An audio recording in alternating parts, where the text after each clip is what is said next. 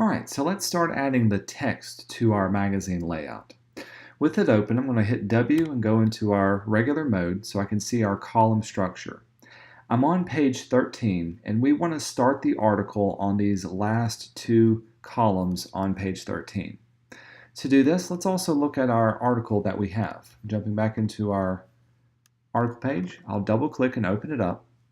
We've already added the title, Made and Remade Master Luther, so I'm not going to worry about that. This is an introductory paragraph, and so for this paragraph, we can copy it, jump into here, and let's give it its own special formatting. I'll grab my type tool, and we'll place this up at the top. I'll do Command V to paste it in there, and haha, you can see it actually kept the last formatting of my last document. So let's turn this into just some basic formatting of my text for now. In my paragraph styles panel, instead of it using instructions, maybe I'll use just a basic paragraph. And with this, I'll make it a little bit larger. Maybe I'll do let's do some centered text. That looks pretty good. And I'll also spread out that. Something that just kind of introduces it. Not saying this is the best one. Maybe I kind of like it to be a little bit thinner. And of course I don't like these widows and orphans. Let's get rid of hyphenated text. And we'll pull it in just a little bit more.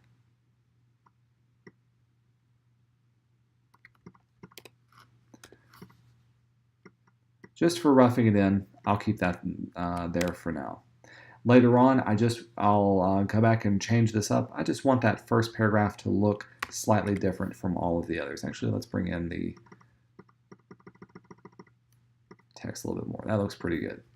Now for the main article body, I'll grab my type tool again. Let's place this one down below.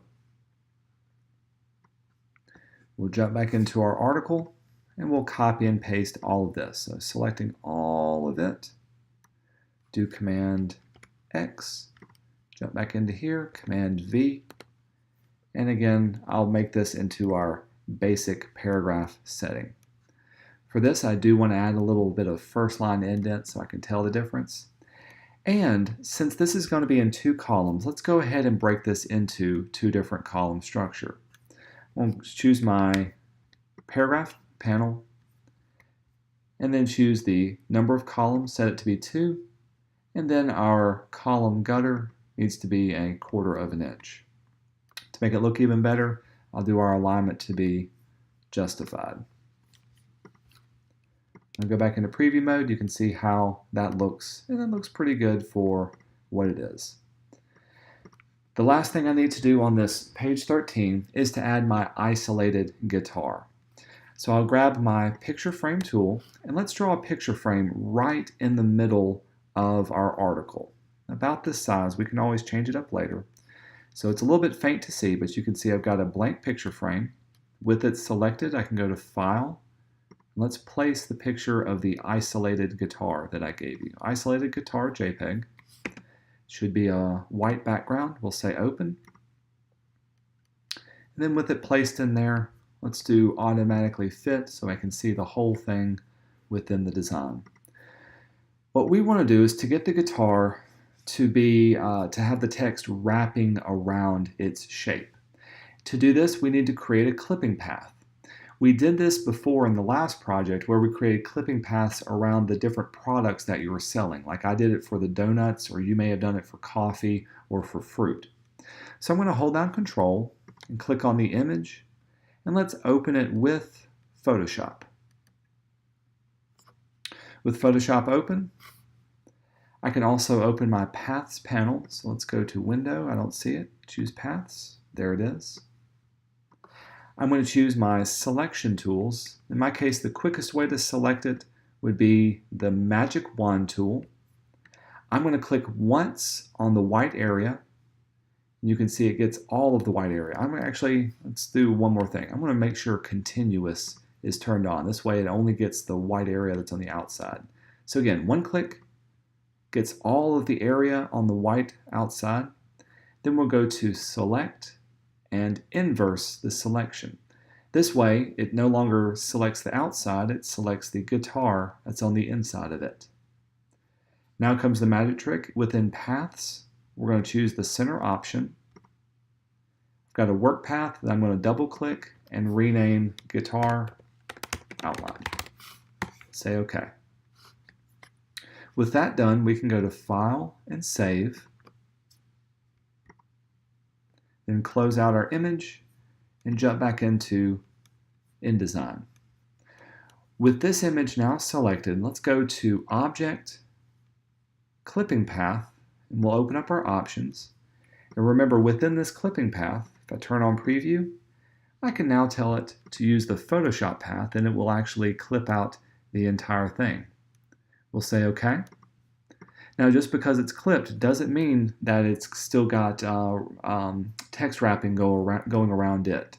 So the next thing we need to do is to open up our text wrap panel. So we'll go to File. There's text wrap.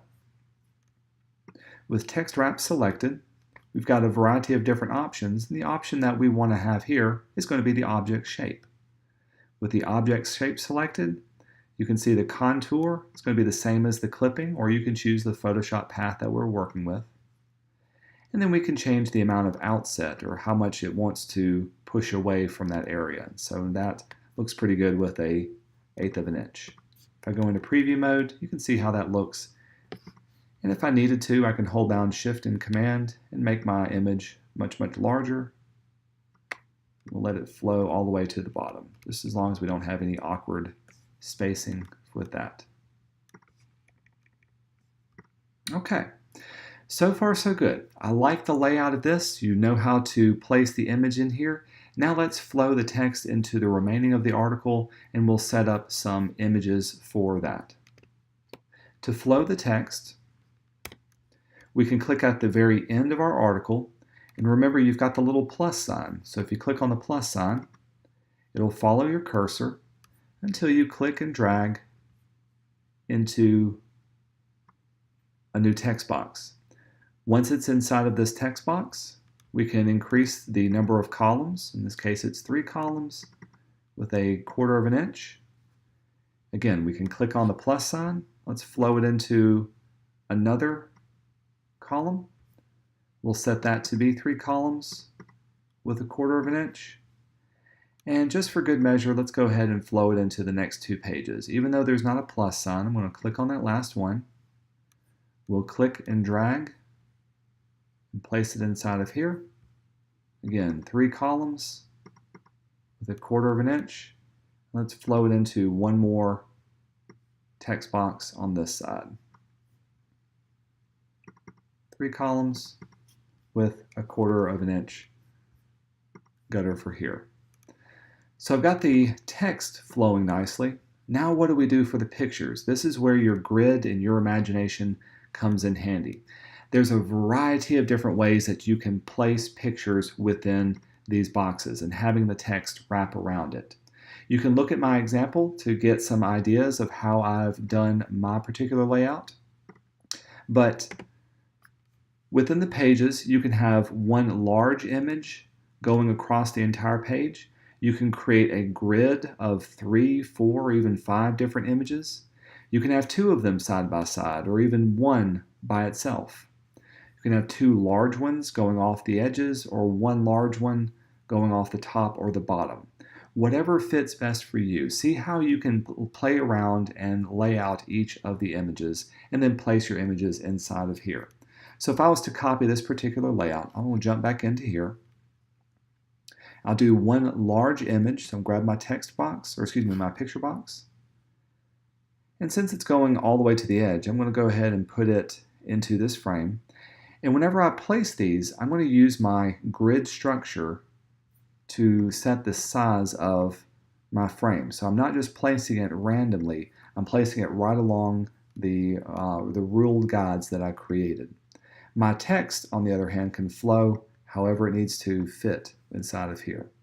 Looking back at my example, I can see I had a 4-column structure down at the bottom. Maybe I'll make this one a little bit thinner. That looks pretty good, so we'll bring this up. Let's see if we can fit 4 images inside of this area. So there could be a time to break your rules and a time to keep them. In this case, there's 2 by 2. So 1 up there, 2 down here. Again, looking back at my example, I've got 2 of them side by side and 1 of them down at the very bottom. So let's see if we can fit 2 of these in this side.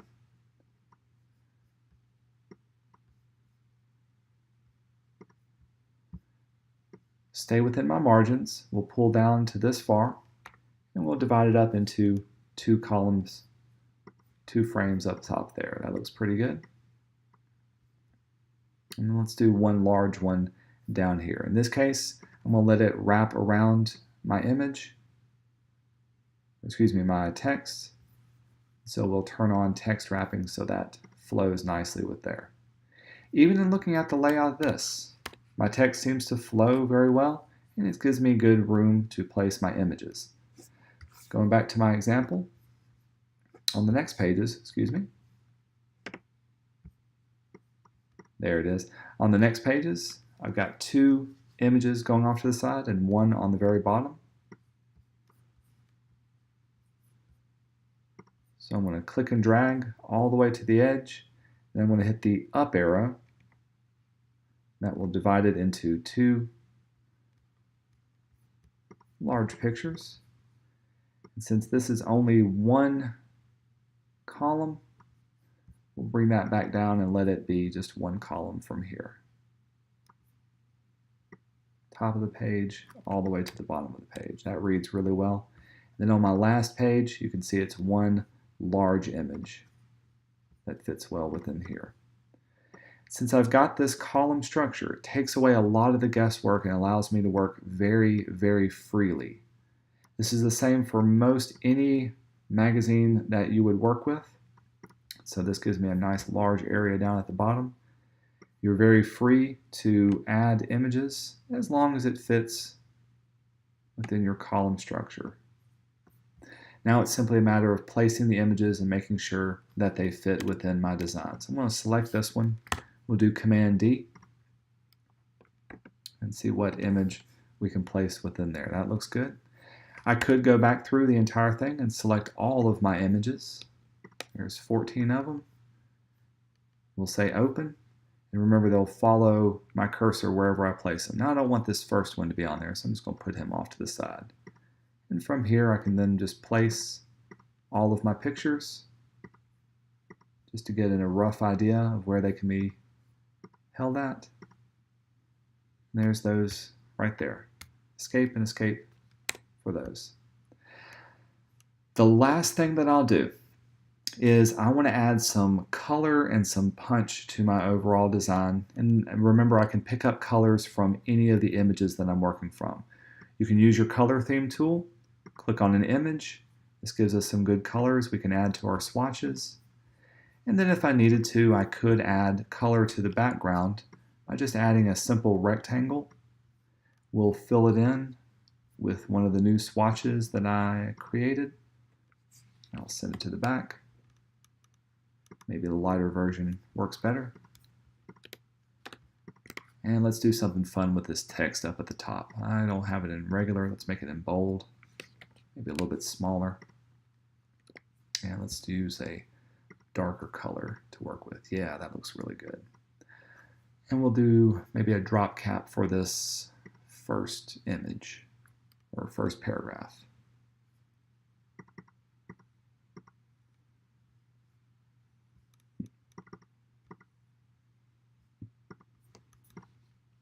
And that looks good with that. If I think that color is a little bit too stark, maybe I'll copy it. Let's place that color in the background of all these other ones. So I'll put it here. Do Shift Command open bracket, and then I can go up and drop it to be a tint of that particular color. Again, it pulls in some of the